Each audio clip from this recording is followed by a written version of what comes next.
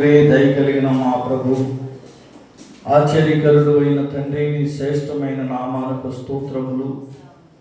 మీ మహాకృపను బట్టి తండ్రి, ఉదయపూట కాలము నుండి సాయంత్రం పూట కాలం అంతవరకు కాసి కాపాడి మా తండ్రి మమ్మల్ని మీరు క్షేమంగా ఉంచిన తండ్రి నీకు స్తోత్రములు. ఈ రాత్రిపూట కాలంలో ఈ ఉపవాస ప్రార్థన సమయంలో మాకు మీరు తోడుగుండండి. మీ సన్నిధి స్థలంలో ఉంచండి. ఈ ఆవరణమంతని వెలుగుతో పరిశుద్ధాత్మతో నింపు తండ్రి.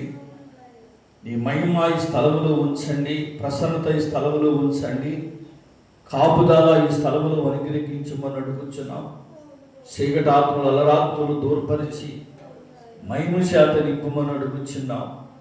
ప్రార్థనలో, పాటల్లో, వాక్యంలో కూడా మాకు తోడుండి నడిపించండి. బిడ్డలు ఎవరు సమయాన్ని పోగొట్టుకోక ప్రతి ఒక్కరూ ఈ ఉపవాస ప్రార్థనలో పాలు పొందుకొని వారి జీవితాల్లో ఒక మేలు పొందుకున్నట్లుగా సహాయం చేయండి. వచ్చిన వారి పట్ల వారి కుటుంబంలో ఒక కార్యములు జరిగించి నీ కృపాని బిడ్డలకు అందరికీ సమృద్ధంగా దయచేయండి. ఈ స్థలమంతా మహిమ చేత నింపి రాత్రి మాకు తోడుండి నడిపించమని యేసయ్య పరిశుద్ధమైన నామంలో ప్రార్థిస్తున్నాము మా పరమ తండ్రి. ఆమేన్, ఆమేన్, ఆమేన్, ఆమేన్.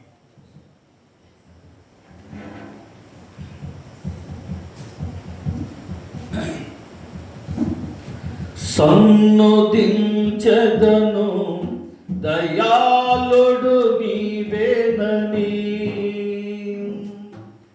సన్నుతించెదను దయాళుడు నీవేనని,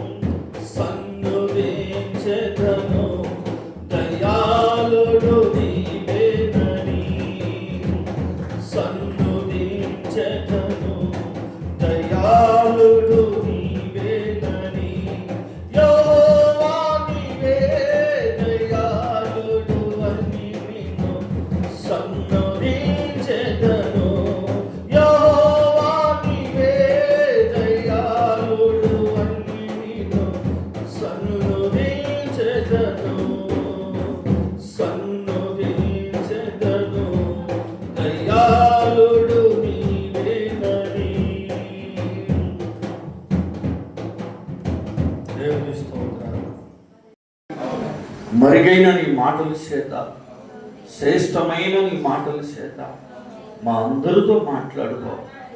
మీరు మాట్లాడితే మా జీవితాలు కట్టబడితే, మీరు మాట్లాడితే మా జీవితంలో ఒక నూతన కార్యం జరిగింది నాయన.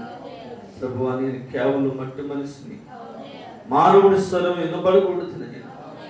మానవుడి స్వరము వలన ఏ ప్రయోజనం ఉండదయ్యా తండ్రి. కొద్ది నిమిషాలు మాకు తోడుండి ఏ చీకటాత్మని స్థలం వైపు నిలవక పరిశుద్ధాత్మతో నింపి నీ మాటలు మా బిడ్డల హృదయాల్లో, నా హృదయంలో ముద్రించబడటానికి నీ కృప చూపించి మాకు సహాయం చేయమని యేసయ్య నామములో ప్రార్థిస్తున్నామా పరమ తండ్రి. ఆమేన్, ఆమేన్, ఆమేన్. దేవునికి స్తోత్రము. హల్లెలూయా. మంచిది. దేవుని మహాకృపను బట్టి దయను పట్టేంత వరకు ప్రభువును స్తుతించడానికి, గణపరచడానికి చక్కని సమయము ప్రభు మనకు అనుగ్రహించారు. గడిచిన వారమంతా కూడా ప్రభువారు తన సజీవమైన రెక్కల సాటున భద్రపరిచి క్షేమంలో ఉంచారు. మళ్ళా ఈ ఉపవాస ప్రార్థన కొడుకులో మనమందరం పాల్పొందుకొని ప్రభువును స్తుతించడానికి, మహిమపరచడానికి ఒక చక్కని ఒక సమయాన్ని మనకు అనుగ్రహించారు. ఈరోజు ఉపవాస ప్రార్థన మనకెంతో బలమైన మాట. ఉపవాస ప్రార్థన ఎంతో బలమైంది. అది శక్తితో కూడింది కాబట్టి క్రైస్తవులు, దేవుని బిడ్డలైన మనము ఉపవాస ప్రార్థన ఎన్నడూనూ కూడా పోగొట్టుకోకూడదు. ఉపవాస ప్రార్థన పోగొట్టుకోకూడదు. ఆదివారము ఆరాధనను మనము పోగొట్టుకోకూడదు. ఎందుకంటే మనకి ప్రాముఖ్యమైంది రోజు సమయం మాట. ఉపవాస ప్రార్థన మనకి ప్రాముఖ్యమైంది, ఆరాధన ప్రాముఖ్యమైంది.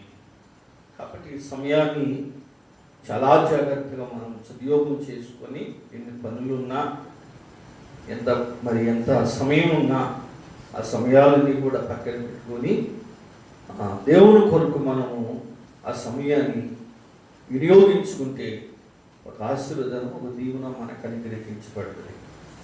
మరి ఈ సమయంలో పరిశుద్ధమైన గ్రంథంలో నుండి కొన్ని శ్రేష్టమైన విషయాలు మనం తీసుకుందాం. మత్తయి రాసిన సువార్త 24వ అధ్యాయాన్ని తీసుకోండి. మత్తయి రాసిన సువార్త 24వ అధ్యాయం తీసుకుందాం. మరి ఆ దినాల్లో ప్రభువారు అనేకమైన గ్రామాలకు తిరుగుతుండేవారు, పట్టణాలకు వెళుతుండేవారు. అనేక సమయాల్లో సమాజ మందిరాల్లో కూడా సువార్త చేస్తూ ఉండేవారు. యేసు ప్రభు వారు ఏ ప్రాంతంలో ఉన్నారు అని తెలిస్తే ఆ ప్రాంతానికి విస్తారమైన సమూహం వచ్చేది. విస్తారమైన సమూహం వస్తున్నప్పుడు రోగులైన వారిని స్వస్థపరిచి, దెయ్యాలను పట్టిన వారు వస్తే వారికి విడుదలిచ్చి అనేక మంది జీవితాల్లో మేలు కలుగుతూ ఉండేది. యేసయ్య దగ్గరికి వచ్చిన వారి జీవితాల్లో ఎవరికి కార్యం చేయలేదు, జరగలేదు అన్న మాట ఎవరికీ లేదు. వారు వచ్చినప్పుడు బాధతో వచ్చేవాడు, వెళ్ళినప్పుడు సంతోషంతోనూ వెళ్ళేవారు. నానా విధములమైన వ్యాధులతో వచ్చేదని రాయబడింది. ఆ సందర్భాల్లో ప్రభువారు ఆ విషయాలు, కొన్ని కార్యాలు, అద్భుతాలు, కొన్ని కార్యాలు చేస్తూ వచ్చేవారు. ఒక రోజున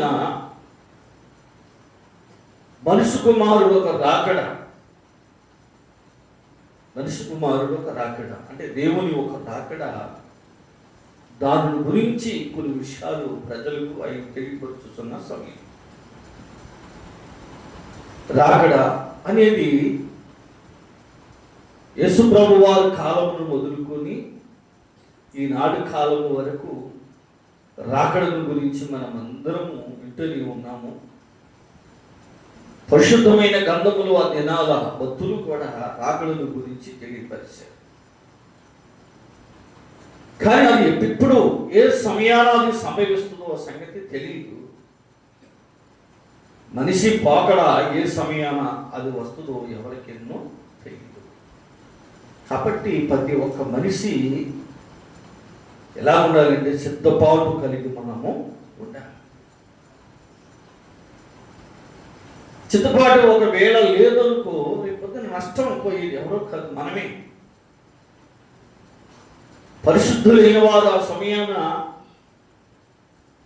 ప్రభు ఒక శబ్దం విని మహిమ ఒక శరీరాన్ని తాల్చి ప్రభు ఒక రాజ్యానికి వాళ్ళు వెళుతారు. సిద్ధపాటు లేని వాళ్ళు ఆ సమయాన రొమ్ము కొట్టుకొని వీడుస్తారంట. వాళ్ళు ఏడ్చినా కేకలు వేసినా వ్యాధులు చెందిన ప్రయోజనం అనేది మాత్రము ఉండదు. ఎందుకంటే ఆత్మ శరీరము నుండి వేరైంది. ఈ శరీరములో ఉన్నప్పుడు, మన ఆత్మ ఈ శరీరములో ఉన్నప్పుడు మనిషి చేసిన ప్రతి పాపము నుండి విడుదల.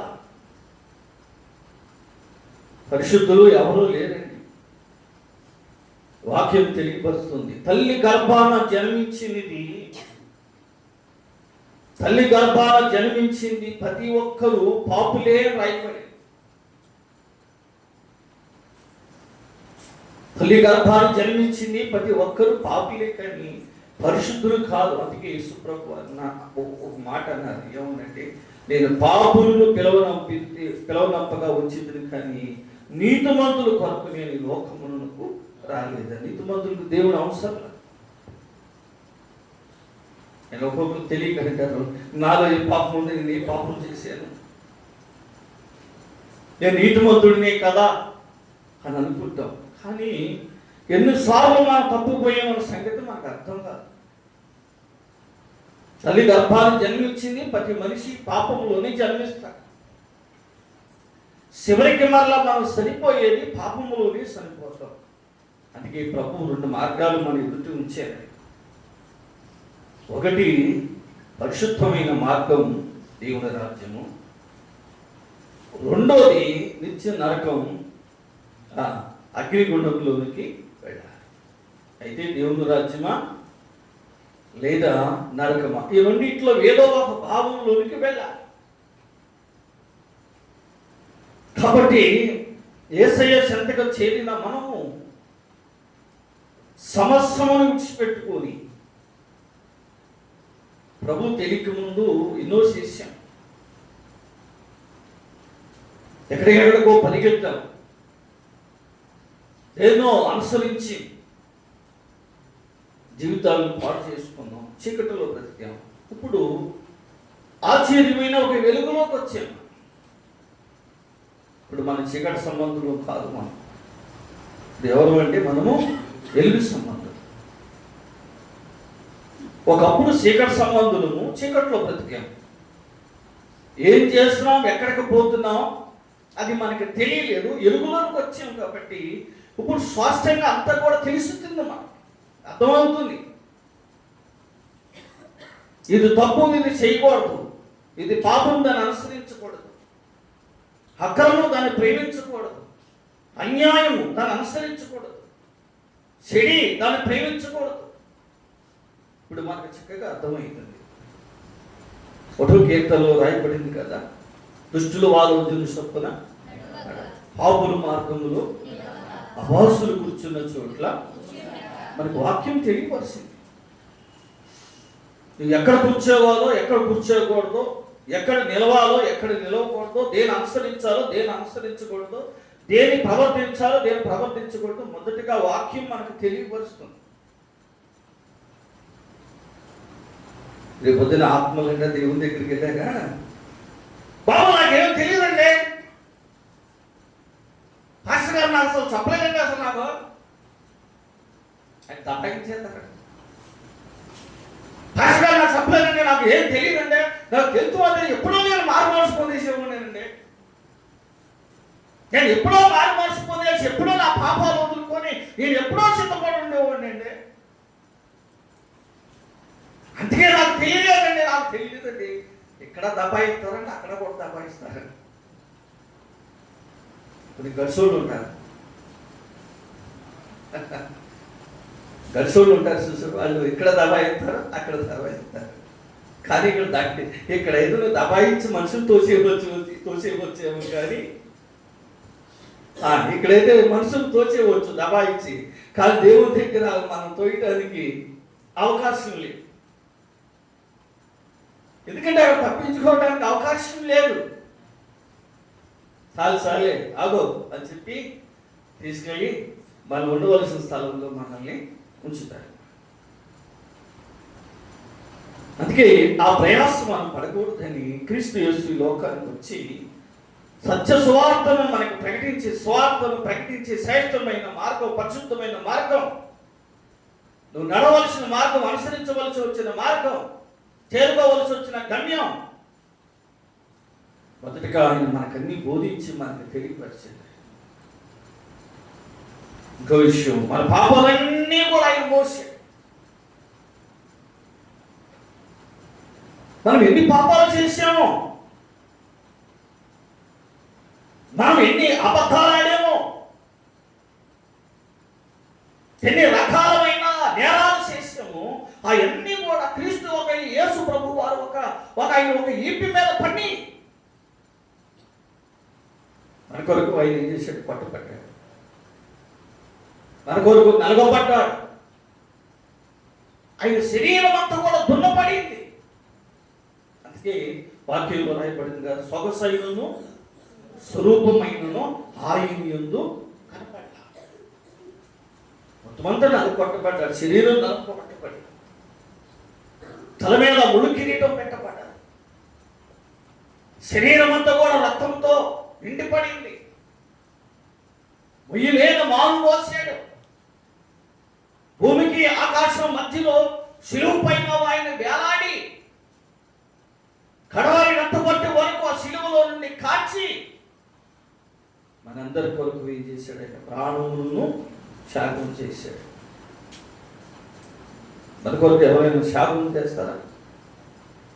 మన స్నేహితులు కానీ, మన బంధువులు కానీ, మనకు బాగా మనం ప్రేమించిన వారు కానీ మన కొరకు ఎవరైనా త్యాగం చేయగలుగుతారా? అరణ్యంలో ఒక దమ్ముండి ఇవ్వలేడు. వెళుతున్న బాసాగిని కుట్టుతూ వాళ్ళ దగ్గర ఉన్న డబ్బులు తీసుకొని వెళ్ళి భార్య పిల్లలకి ఇచ్చుతూ వచ్చుతూ ఉండేవాడు. కొంతకాలం గడిచింది. ఒక రోజున ఆ మార్గాన ఒక దైవ శాపుడు వెళ్తున్నాడు అనుకోండి. ఆయనకు చూసి బెదిరించాడండి, అబ్బాయి నీ దగ్గర ఉన్న బంగారం డబ్బులు కదంటే నా దగ్గర లేని ఎడలా నేను చంపేస్తా, ఇప్పటికే చాలా మంది నేను చంపేస్తానండి బాగా దబాయించి గట్టిగా మాట్లాడాడు. సర్లేయా కంగారు పడకు, నిదానించు, మాట్లాడదాం అని చెప్పి మరి ఈ వృత్తి నువ్వు ఎంతకాలం నుంచి చేస్తున్నావు, వీటి సంగతులని అడిగాడు. నేను చాలా సంవత్సరాల నుంచి చేస్తున్నాను. మరి ఈ డబ్బులన్నీ పట్టుకెళ్ళి ఏం చేస్తున్నావు అని. నా భార్య పిల్లలకి ఇస్తున్నానయ్యా. నీ భార్య పిల్లలకి ఇస్తున్నావా? ఇంతమందిని చంపేసావు, పాపమే కదా. ఒక విషయాన్ని నేను అడుగుతాను, వచ్చేసుకొని ఈ క్షణమనే ఈ రాత్రి నేను మీ ఇంటికి వెళ్ళి ఈ భార్య పిల్లలిద్దరిని పిలిచి, ఇంతమంది నేను చంపి బంగారు డబ్బు తీసుకొని ఇస్తున్నాను, శుభ్రం బ్రతుకుతున్నారు కదా, నేను చేసిన పాపము మీరు పంచుకుంటారా ఒకసారి అడిగిరా అన్నారు.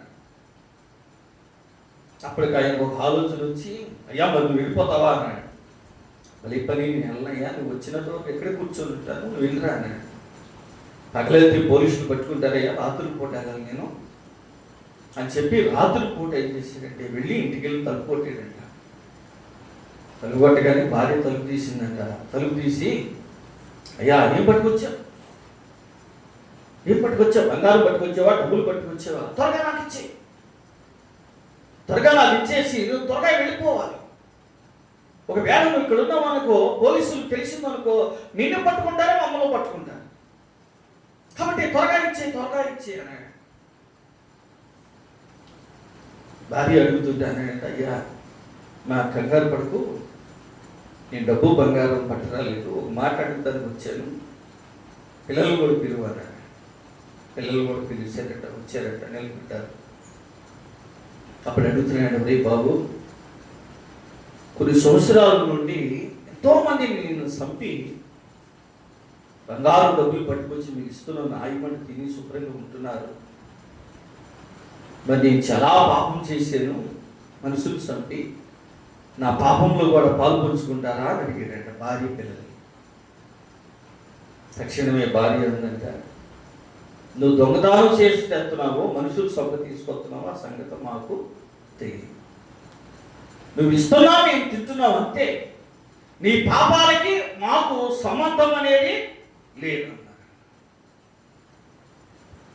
పిల్లలు అడిగాడంట, అబ్బాయి మీరేమో పంచుకుంటారంటారు నా పాపాలంటే, మాకు కూడా సంబంధం లేదు అన్నారండి. వెంటనే మాట విని కళ్ళమ్మని కాచుకుంటూ ఆయన దగ్గరికి వచ్చాడు. ఆయన దగ్గరికి వచ్చి నిలబడ్డాడంట, తలొచ్చుకొని, అయ్యా ఏమన్నారంటే, అప్పుడు చెప్తున్నాడండి, అయ్యా నా భార్య నా పిల్లలు నేను చేసిన పాపాలు ఎవరు పంచుకోవాలంటున్నారయ్యా. అప్పుడు ఒక మాట చెప్పాడు, నీ పాపాలు నా పాపాలు పంచుకునే వ్యక్తి ఒక ఆయన, నీ కోసం నా కోసం ప్రాణాన్ని అర్పించిన వ్యక్తి ఒక ఆయన, మన కొరకు తన శాపం చేసిన వ్యక్తి ఒకడు ఉన్నాడు, మరణాన్ని తిరిగి లేచిన పునరుద్ధారుడైన యేసు ఒక ఆయన ఉన్నాడు. ఆయన మనందరి కొరకు ప్రాణాలు పెట్టిన యేసు ప్రభు అది ఒక్కడే మన పాపాలు మోసింది, మన పాపాలు పంచుకున్నది ఆయన ఒక్కడంట. పశ్చాత్తాపడి తన పాపాలన్నీ కూడా సరి చేసుకొని దేవుణ్ణి అంగీకరించాడు. చూశారండి, భార్య అయినా, పిల్లలైనా, భర్త అయినా, అన్న అయినా, తమ్ముడైనా, అక్క అయినా, చెల్లెలైనా నీలో కలిగిన ధనాన్ని ప్రేమిస్తారు, కానీ నీలో కష్టాలు వారు పాలు పంచుకోలేదు. కష్టాన్ని ఎవరు పాలు పంచుకోలేదు, పాపాన్ని ఎవరు పాలు పంచుకోలేదు. ధనం ఎత్తానంటే నీ దగ్గరికి పరిగెత్తుకుంటూ వస్తారు, ఐశ్వర్యం నీకు ఇస్తానంటే దాన్ని పంచుకోవడానికి వస్తారు, కానీ నీ శ్రమలు పంచుకోవడానికి ఎవరు రాదు. అందుకే మన శ్రమలు పంచుకోవడానికి, మన రక్షించడానికి యేసుక్రీస్తు ప్రభు ఈ లోకానికి వచ్చి ఆయన ఏం చేశారు, మనకి నిత్య రాజ్యాన్ని సిద్ధపాటు చేశారు. ఈ విషయాన్ని బట్టి దేవుని బిడ్డలైన మనము చాలా జాగ్రత్తగా కలిగి మనము ఉండాలి. 24వ అధ్యాయం తీసుకున్నదా? 44వ వచనం ఒకసారి చదువుదాం. 44వ వచనం, మీరు అనుకోని గడియలో మనిషి కుమారుడు వచ్చును కానీ మీరు సిద్ధముగా ఉండండి. దేవునికి స్తోత్రము. అనుకోని గడిలో అంటే యేసు ప్రభు వారు వచ్చినప్పుడు పలానా రోజు నేను వస్తాను, ఏదో ఆదివారం వస్తాను ఆరాధన అయినగా, ఏదో సోమవారం పొద్దున్న వస్తాను, అమ్మా శుభ్రంగా సిద్ధంగా ఉండండి, శుభ్రంగా అన్ని సిద్ధపాటు చేసుకొని కమ్మగా తినండి, బ్యాంకులో ఉన్న డబ్బులు కానీ బ్యాలెన్స్లు కానీ చుట్టాలు పట్టాలి పిల్లలకు అందరూ చెప్పి అలాగే పంచిపెట్టి మీరు లైన్లో ఉండండి అని యేసు ప్రభు వారు చెప్పనదా. ఆయన ఏ గడి వస్తాడు ఎవరికి తెలియదు, ఏ సమయాల్లో ఆయన వస్తాడో ఎవరికి తెలియదు. అందుకే ప్రభు వారు ఆ మాట చెప్తూ ఉన్నారు, మీరు అనుకోన గడియలోనే, అంటే మీకు తెలియని సమయంలోనే ఆయన వస్తాడు. ఆ సమయం కొరకు మీరు ఎదురు చూసేవారుగా, సిద్ధపడి కలిగిన వారుగా మనందరం ఎలా ఉండాలంటే మనము సిద్ధపాటు కలిగి మనము ఉండాలి. పెళ్లి కుమారుడిని ఎదురవడానికి పెళ్లి కుమార్తె ఆవరణాలన్నీ ధరించుకుని పెళ్లి కుమారుని ఎలాగా ఎదురవడానికి వెళుతుందో అలాగా మనం అన్నీ ధరించుకునే వారమై, పరిశుద్ధమైన అలంకరణ ధరించుకున్న వారమై పరిశుద్ధమైన మహిమలను ధరించుకున్న వారమై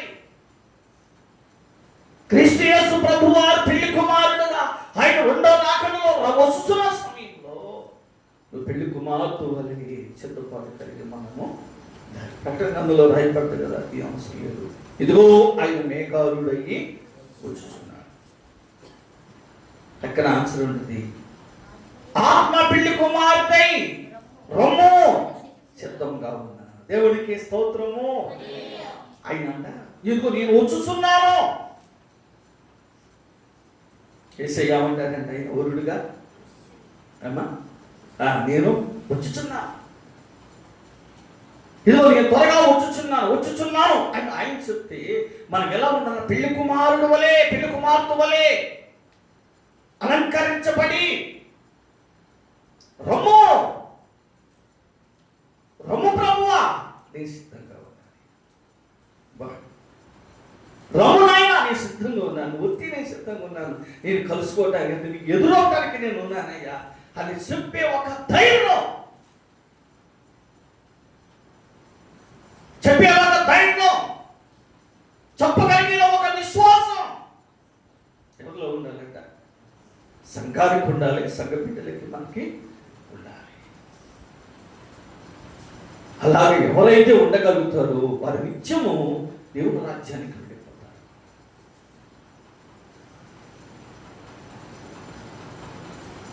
12వ వచనం ఒకసారి చూడండి, 24-12 వచనం. అక్రమం విస్తరించడం చేత అనేకులలో ప్రేమ సల్లారిపోవును. దేవునికి స్తోత్రము. ఇక్కడ యేసయ్య ఈ మాట చెప్పారు, మీరు అనుకోని గడిలో మనుషు కుమారుడు వచ్చును గనుక మీరు చిత్తముగా ఉండండి. పైపాపంలో ఆయన అంటున్నారు, అక్రమం విస్తరించటం వలన అనేకులలో ఏం సల్లారిపోతుందంట? ప్రేమ సల్లారిపోతుంది. రాబోయే దినాల్లో క్రైస్తవుల ప్రేమ అంట కనుగోలేమంట. యేసు ప్రభు ఆ మాటను ఆయన తేల్చి చెప్పేశాడు. అంటే భూమి మీద పాపము విస్తరిస్తుంది. ఒక పాస్టర్ గారు అన్నారు, పాపం ఎక్కడో లేదంట, మన ఇంట్లోనే ఉన్న పాపం అన్నారు. పాపం ఎక్కడో లేదండి, మన ఇళ్లలోనే ఉంది. మన ఇళ్లలో కానీ ఎప్పుడో జ్వరపడిపోయి ఉందండి. మన ఇళ్లలో కానీ ఎప్పుడో జ్వరపడిపోయి చిన్నపిల్లల మొదలుకొని పెద్దవాళ్ళ వరకు ఆత్మీయ స్థితిలోనూ విశ్వాసంలోనూ వారు ఎప్పుడో వారిని తప్పుదావ పట్టించుకున్నారు.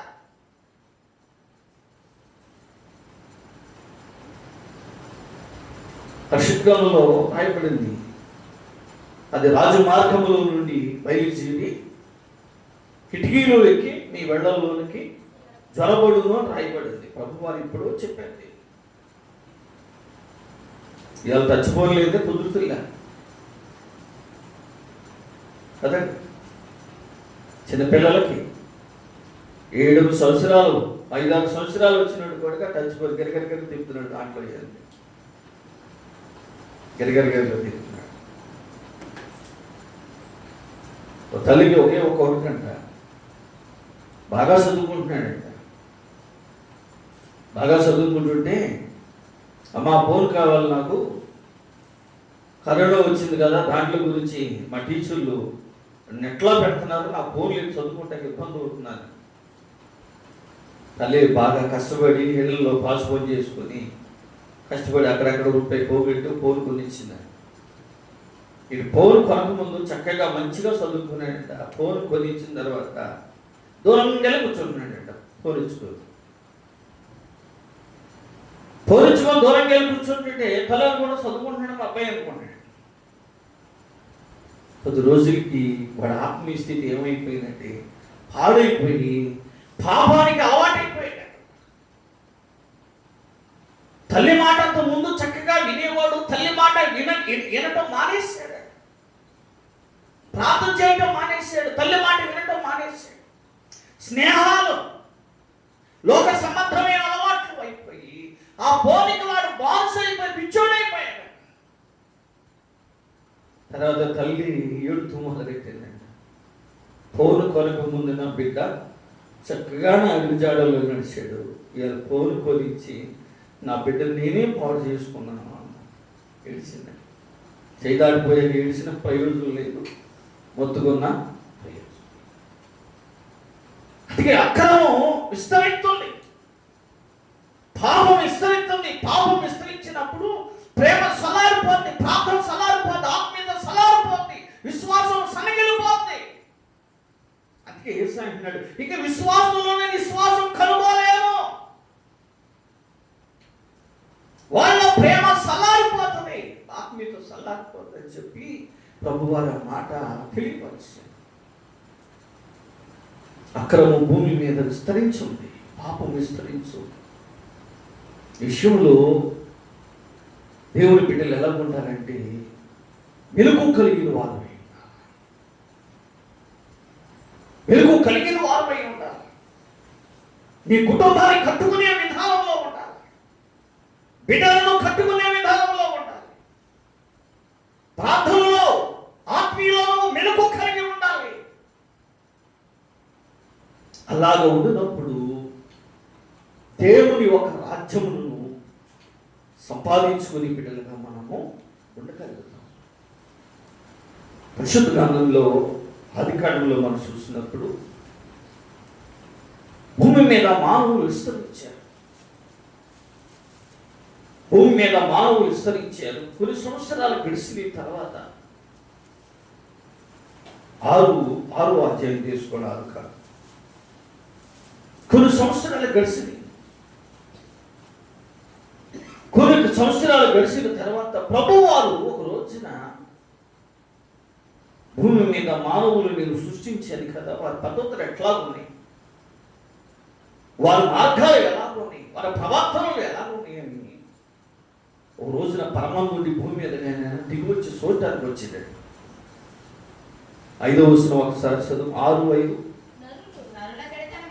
నరులు చెడుతనము భూమి మీద గొప్పదనియు వారు హృదయం యొక్క తలంపును ఊహ అంతయు ఎల్లప్పుడూ కేవలము చెడ్డదనియు యెహోవా చూసి వారిని భూమి మీద నరులను చేసినందుకు యెహోవా సంతాపనంటే ఆయన బాధపడి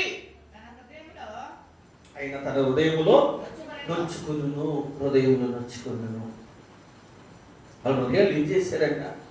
చెడిపేసుకున్నారు, మార్గాలు చెడిపేసుకున్నారు. ఎవరికి నచ్చిన మార్గంలో వాళ్ళు ఎంతో ప్రారంభించారు. దేవుని ఆరాధించడం మర్చిపోయారు, దేవుని సేవించడం మర్చిపోయారు. వారి మార్గాల్లో వారు వెళుతున్న సమయాల్లో ప్రభు చూసి ఎంతో ఆయన బాధపడ్డాడంట, కన్నీరు కార్చాడంట. ఎందుకంటే భూమి మీద మానవులను సృష్టించినందుకు, తన స్వరూపముగా మలుసుకున్నందుకు, వారిని లోకములో వారిని నియమించినందుకు ఆయన సంతాపన పడి కన్నీరు కార్చి ప్రభువారు చేశారట, బాధపడ్డాడు. 8వ వచనం చూసినప్పుడు అయితే నోవాహు యెహోవా దృష్టి యందు కృప పొందిన వాడై ఉండును. నోవాహు వంశవళిదే, నోవాహు నీతిమంతుడైను. దేవునికి స్తోత్రములు. యెహోవా నోవా దేవుని దృష్టికి కృప పొందుకున్నవాడై ఉంటాడు. తర్వాత ఆ తరం వారికి అతను వేరయ్యి తన కుటుంబాన్ని కట్టుకొని చక్కగా దేవుడితో నడవడం ప్రారంభించాడు. అర్థమైందండి? ఆ దేశ సాంప్రదాయంలో ఎక్కడ తన బిడ్డలు పాలు పొందుకోలేదంట. నోవా కానీ, నోవా భార్య కానీ, తన కుమారులు కానీ, తన కోడళ్ళు కానీ ఎక్కడ కూడా ఆ దేశ సాంప్రదాయం కానీ, ఆ దేశ మనుషులు ఒక పద్ధతులను కానీ వెళ్ళకాకుండా అనుక్షణము నోవా తన కుటుంబానికి వాక్యాలు బోధించేవాడు. మనకు ఒక దేవుడు ఉన్నాడు, మనం ఆరాధించవలసిన ఒక స్థలం ఉంది. మనం పరిశుద్ధముగా నియమించబడిన సమయం ఉంది. మన ఆత్మీయ స్థితిలో జాగ్రత్తగా కట్టుకోవలసి వచ్చిన వారమై ఉన్నాం. పాపానికి లోకానికి మనము ఏమయ్యి చాలా జాగ్రత్తగా ఉండాలని చెప్పి తన కుటుంబానికి రోజు వాక్యాన్ని బోధించి, దేవుని బోధించి, ప్రభువుని బోధించి, వారికి తెలియపరిచి తన కుటుంబాన్ని కట్టుకున్నాడట. అంటే లోకానికి ఏది తను వీరవగలుగుతామా చెప్పండి? నవా వీరైనట్టు మనం వీరవగలుగుతామా? అంత ధైర్యం మనకుందా? అంత విశ్వాసం ఉందా? అంత భక్తి మనకుందా? ఇవాళ ఇంటికి మన ఇంటికి చుట్టాలు వచ్చారు ఎందుకంటే ఇవాళకి ఆరాధన వదిలే, రేపు వదిలే, వచ్చేవారం వెళ్దాంలే.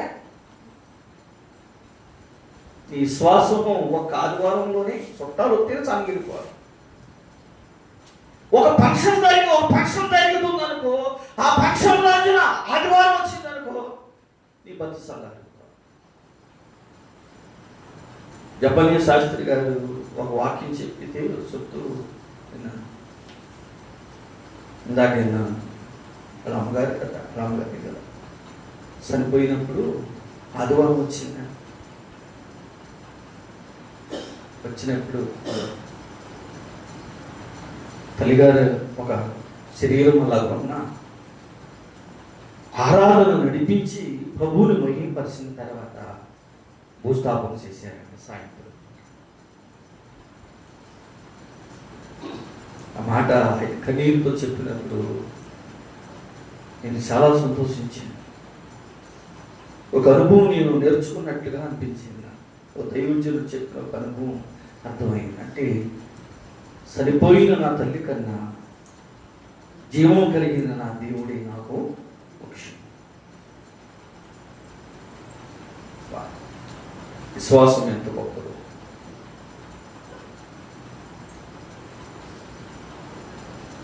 విశ్వాసం గొప్పది కదండి.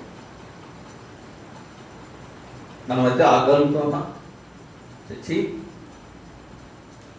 పాస్టర్ గారు చెప్పినా కానీ ఎవరు చెప్పినా కానీ అమ్మాయి ఆదివారం ఆరాధన దేవుడు ఏమిటంటే ముందు ఇలా జరిగిందండి, మా చుట్టాలలో జరిగాను, మా బంధువులలో జరిగారండి, ముందు అక్కడికి పోవాలండి. దినమెల్లా నేను కాపాడి, నీ కష్టాల్లో ఉండి, నీ శ్రమల్లో ఉండి, నీ బాధల్లో ఉండి, నీ అవసరాల్లో ఉండి, అన్నింటిలో మాత్రం దేవుడు నీకు తోడుండాలి. కానీ ఆయన మహింపరిచే విషయంలో మాత్రం నువ్వు నీకు అవసరం.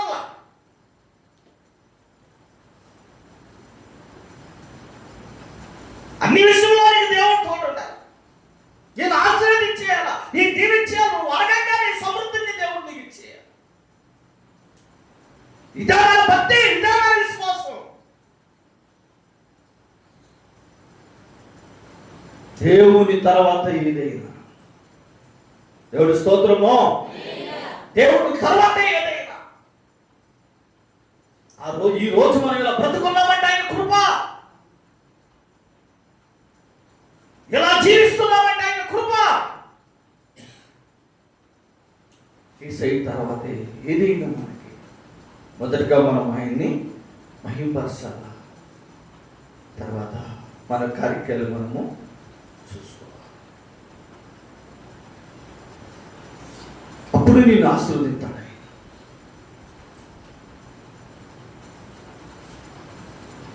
ఎప్పుడైనా దేవుని సమయము వ్యర్థంగా మనం చేసుకోవాలి. చిత్తపాటు కలిగిన బిడ్డలుగా ఉంటారు. నోవా తన కుటుంబాన్ని బోధించాడు, వద్దురా ఈ సమయం మనకు వద్దు, బంధువులు పోయినా పర్లా, స్నేహితులు పోయినా పర్లా, మన కుటుంబం మనం రక్షణ పొందాలా, రక్షణ పొందిన బిడ్డలము కట్టుకున్నాడు. కట్టుకుంటం వలన మేలు కలిగిందా, కీడు కలిగిందా చెప్పాలా? కీడు కలిగిందా? మేలు కలిగింది. ఎందుకు? రాబోయే దేవుని ఉగ్రత నుండి అని కుటుంబం రక్షించుకోగలిగాడు. దేవుని స్తోత్రము. రాబోయే ఉగ్రత నుండి, రాబోయే ప్రమాదం నుండి తన కుటుంబాన్ని రక్షించుకోగలిగాడు, తన బిడ్డను ఆశీర్వదించబడింది. అందుకే యేసయ్య మీరు అనుకోని గడిలోని మనసు కుమారుడు వచ్చింది కనుక మీరు చిత్తంగా ఉండండి. జలప్రవాహం భూమి మీదకు వచ్చినంత వరకు తినము తాగుము పెళ్లి చేసుకోము పెళ్లికేమో నోవావేలు ప్రకటన చేసిన, నోవావేలు బోధించిన పరిపాలన నోవా గారికి భూమి మీద జలప్రవాహం వస్తుందంట. వాళ్ళు సిద్ధం చేసుకుంటున్నాడు, వీళ్ళు ఒకడే బతాడంట. నోవావేలు పిచ్చి పట్టింది, పిచ్చోడు చూసాడు. ఆకాశం తూములు పట్టాయి, ప్రచండమైన వర్షం భూమి మీదకు గుమ్మరించబడింది. మాకు అడుగుతూ నుంచి వచ్చినాయి, బొడ్లోకి వచ్చింది, బొడ్లోకి పీక్లోకి వచ్చింది, చచ్చిపోయే సమయం వచ్చింది. అప్పుడు అడుగుతున్నారు, ముందే నువ్వు చెప్పేవయ్యా, ముందు నువ్వు చెప్పినప్పుడు నీ మాట మేము ఉంటే ఈ గద్దు మాకు, ఈ పరిస్థితి మాకు రాపోయాం. ముందు నీ మాట మేము వింటే ఆ జల ప్రవాహం నుండి మేము తప్పించుకోరు, మా కుటుంబాలు కట్టుకుని మా బిడ్డలు మేము రక్షించుకోని చెప్పు. తల్లిదండ్రులు ఎదురు కూడా బిడ్డలు చచ్చిపోతున్నారు, బిడ్డలు కూడా తల్లి చచ్చిపోతున్నారు, ఒకరు చచ్చిపోయి అనాథలు అయిపోతున్నారు, చెట్టుకొకరు పుట్టుకొకరు అయిపోతున్నాడు. ఆదరించేవారు లేదు, రచించేవారు లేదు. శవాలు తేలిపోతున్నాయి, శవాలు ఆధర్మ వారు వేరైనా నవ కుటుంబం మాత్రం క్షేమంగా వాడలో క్షేమంగా. ఎంత వర్షం పడినా ఏం జరిగినా ఏమీ తెలియక క్షేమం క్షేమం క్షేమం క్షేమం. అందుకే యేసయ్య ముందుగానే మనకు చెప్తున్నాడు, మనిషి కుమారుడు ఏ సమయంలో వస్తాడో తెలియదు, మన పోగడ ఏ సమయంలో వచ్చి ఎంతదో మనకి తెలియదు. చిత్తపాటు కలిగి ఉండాలా, పాప విడిచిపెట్టుకోవాలా, మారు మనసు పొందాలా, రక్షణ కలిగిన జీవితాన్ని జీవించాలా. ప్రభు పిలిస్తే నేను వస్తాను ప్రభు చిత్తమే, నేను వస్తాను ప్రభు చిత్తమే చెప్పి ధైర్యం, విశ్వాసం ప్రతి ఒక్కరు పౌరుషం కలిగిన వాళ్ళు, దేవుని కొరకు పౌరుషం కలిగిన బిడ్డగా మనం తెలియకపోతే దేవుని రాజ్యంలో ఉండగలుగుతాం.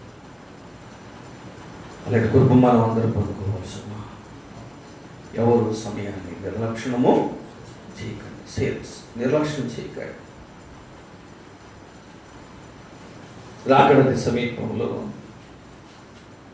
దినాలు చెడ్డవి, ఇలా EBC పత్రికలో రాయబడింది కదా, 5:15 పడింది. దినములు చెడ్డవి కనుక సమయమును అజ్ఞానుల వల్లే కాక జ్ఞానుల వల్లే మీరు నడుచుకోవాలి. అజ్ఞానికి తెలియదు. దేవుడు చెప్తాడు, దినాలు చెడ్డగా ఉండేది నాయన, దినాలు చెడ్డగా ఉండేది నాయన, పాపం విస్తరించిందిరా నాయన, జీవితం కట్టుకో సరిగ్గా ఉంటాడంటే వీడు అజ్ఞాన ప్రవక్తలో ఉంటాడంటే. ఎల్లుడి మారు మర్చిపోతారులే, ఆవులేని మాలు మర్చిపోతారులే, శుభ్రంగా ఇవన్నీ అనుభవిద్దాంలే, ఇవన్నీ అనుభవించిన తర్వాత చిత్తపడదాంలే అనుకుంటాడంటే అజ్ఞానుడు. ఏమంటే సమయం ఉందలే, ఇదంతా అనుభవించాలి, ముందు అనుభవించుకోవాలి.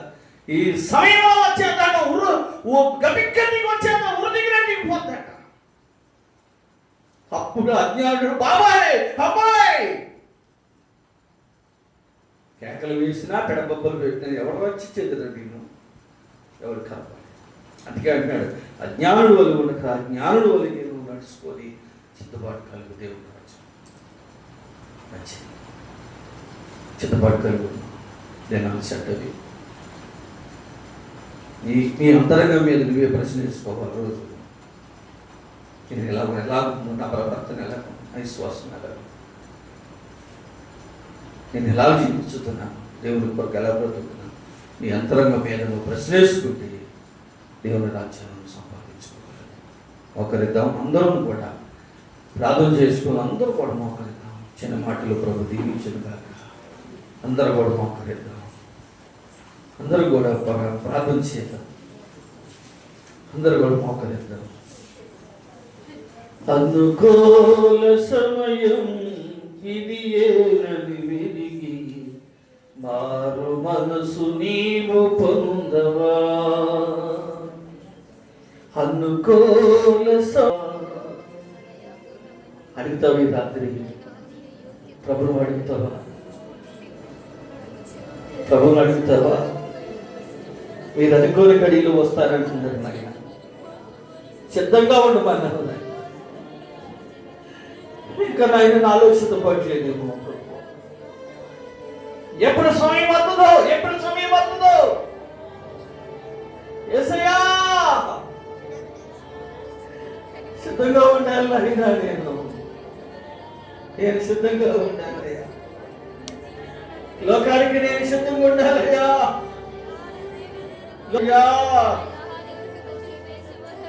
నోవా తరం వారికి వేరే ఇద్దరు కుటుంబాలు కట్టుకున్నట్లుగా ఈ లోకానికి నేను ఏదవ్వాలయ్యా. పాపానికి నేను ఏదవ్వాలయ్యా. లోకాసులకి ఏదవ్వాలయ్యా. యేసయ్యా నన్ను కనికరించిన ఆయన,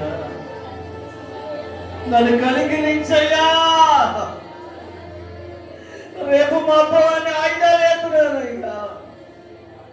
విశ్వాసంలో సన్నిగిలిపోయాను, భక్తులో సన్నిగిలిపోయానయ్యా, ప్రార్థనలో సన్నిగిలిపోయానయ్యా. ప్రభువా నన్ను కనికరించిన ఆయన.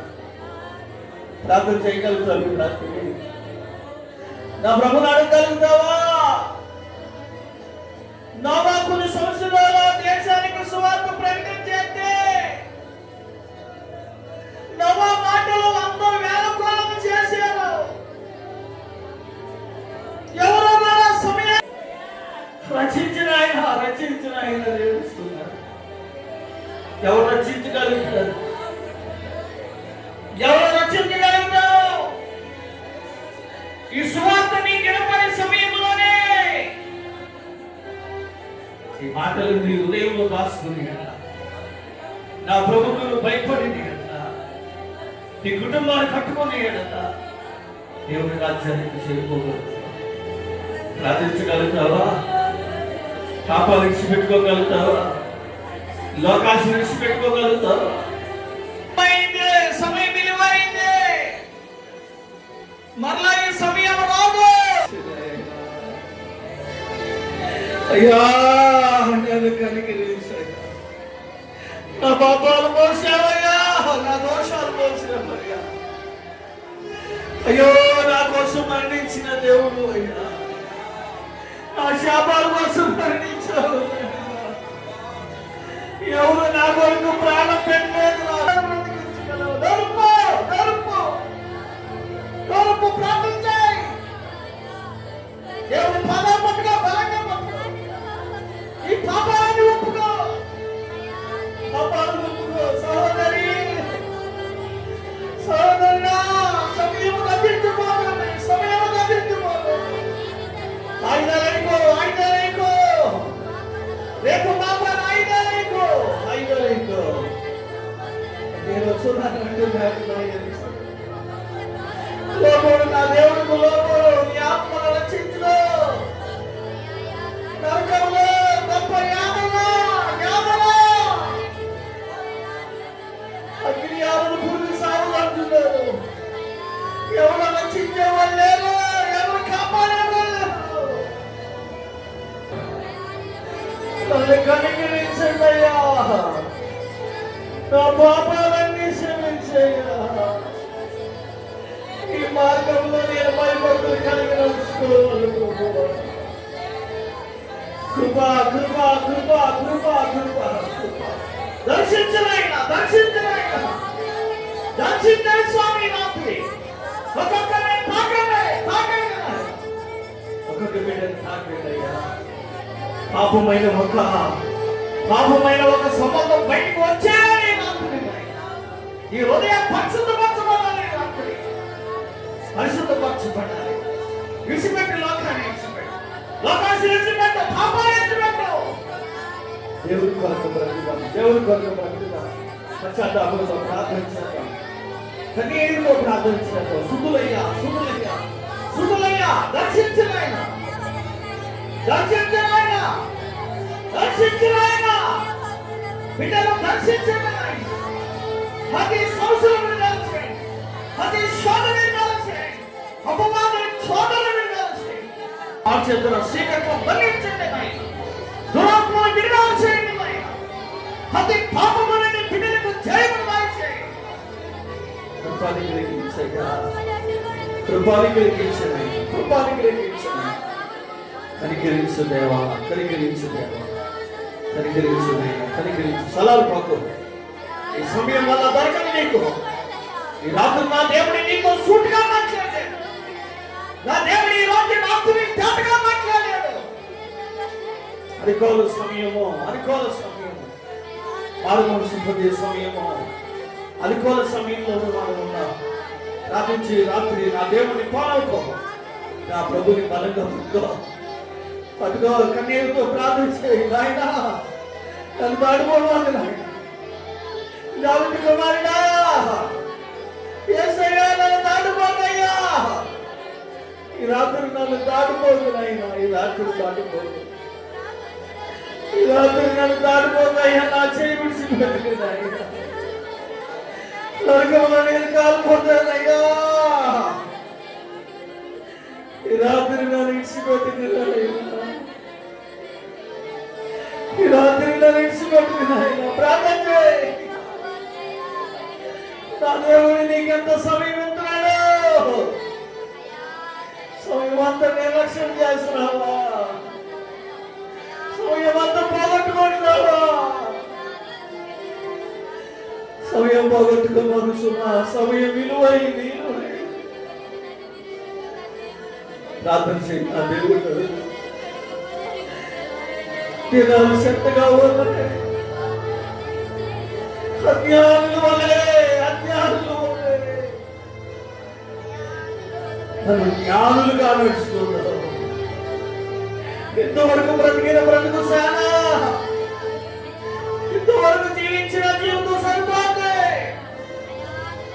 నవ కుటుంబాలన్నీ కుటుంబం ప్రార్థన చేసుకుందాం. అందరం ప్రార్థన చేసుకున్నాం.